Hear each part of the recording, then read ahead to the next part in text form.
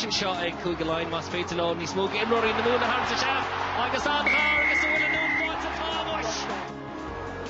Sin squeals agus tá Shanson seo ag Ian Keatley agus ní bhéartha cúig line ar Keatley brutalas ach bain na fórne curl ag a couple of seconds. Will in spás á Páteag Sexton ó furlong agus tá Deishin seo ag Carberry Ibrí go Holland agus am seo ó Loughlin a darna húdal chlufa agus cautú rá gur bhín scóiríonnta ag cúig line. Seo anor bidro Billy Holland agus is in the fresh of the Thursday agus Tucken O'Donnell Sus agus Shimpri Sheen the Harishin Shaw on Tommy O'Donnell ta Shen ta Earls Piva Momo Tucken Chen Lira the Earls Shahogan Keith Earls and will burn it up the head Neil Shit scoring to Fota